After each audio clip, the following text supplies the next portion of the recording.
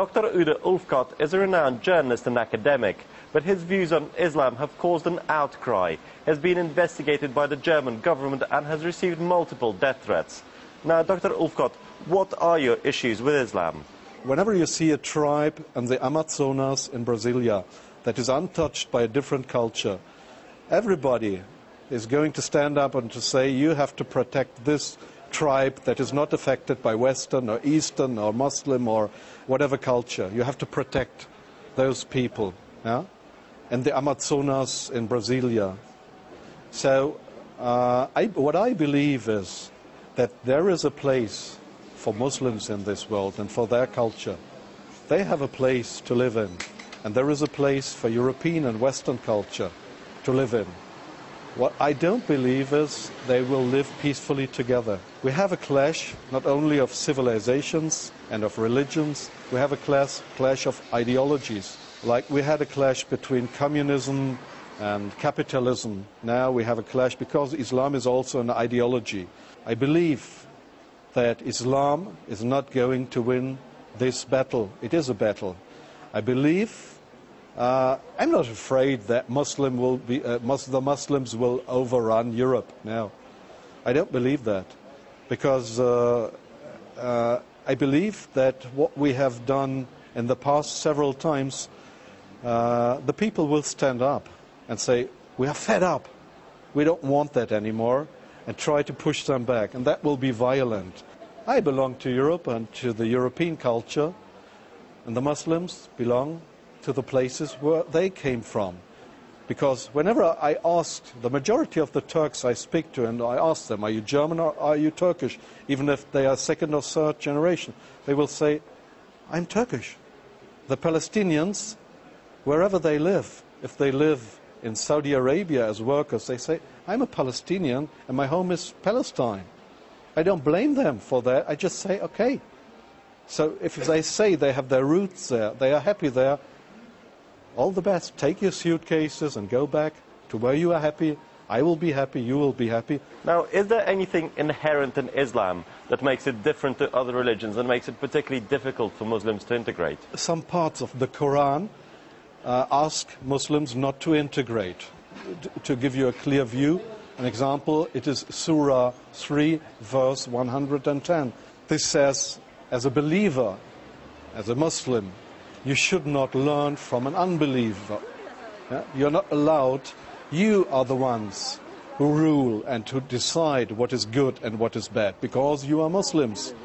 And it is not the unbelievers to whom you should listen. You should obey to Islam and to the Muslims. You should not learn in unbelievers' schools. So we have 30% of Muslims, of Turkish Muslims in Germany leaving schools without learning anything. They don't have a diploma or anything, because their religion in Surah 3, verse 110, tells them you don't have to obey to what the unbelievers tell you, because you are a natural-born Muslim. You're more worse than an unbeliever. Why don't you listen to what they tell you? Forget that. So this is going to cause conflicts. This is going to cause big problems. You could never publicly, and especially not in the mass media, you could never talk about incest in the Islamic culture, that people who are relatives, cousins, if they marry, and that is common in Pakistan, common in Turkey, common in Morocco, if they marry and if they do the incest, that it will not be good, because they have schizophrenia, they have diseases. We have to talk about that. Our emperor families used to practice incest, and in some valleys of the Alps you had incest. But now you're not allowed to marry your first-grade cousin in Germany, because we don't want to have schizophrenia and all those diseases. So why do we not talk publicly to our Muslim population and tell them we don't like to marry your first-grade cousin because of the diseases, not because we don't like you, we don't want to have that diseases. Now, but some people say that the problem isn't so much ideological as it is economic. We have thrown that much money behind them that if we would have that money back, we wouldn't have any financial problems in Europe.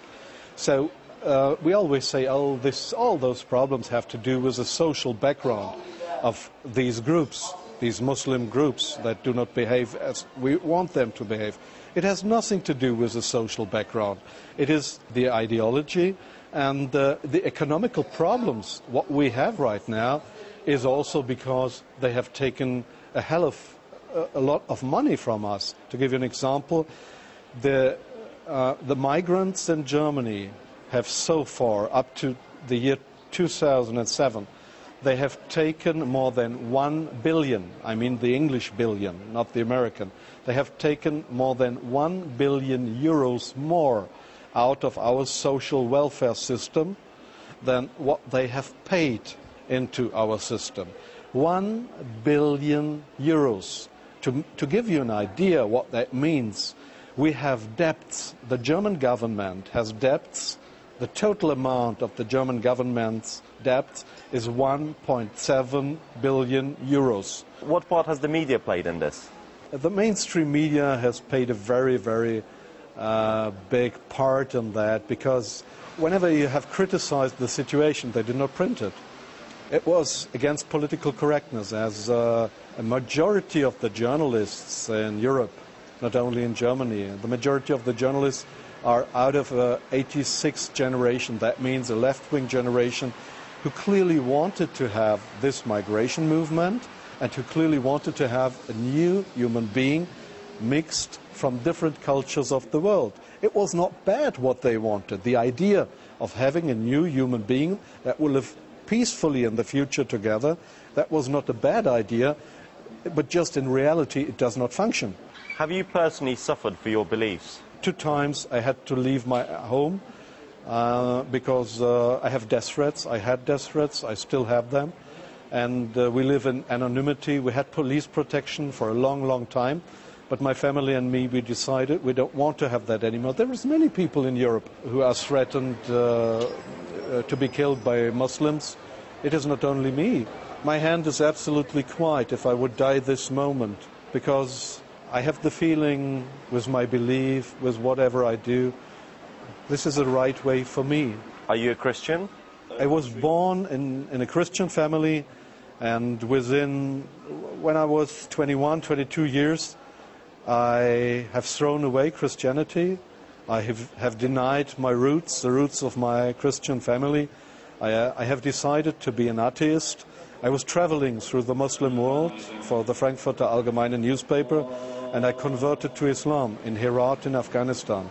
When I speak about Islam, I speak from my own knowledge. I have lived for a long time, for many, many years together with Muslims, but now I'm an ex-Muslim. I'm a reborn Christian. But now I'm a Christian from the bottom of my heart, not because not because I was raised in a Christian family.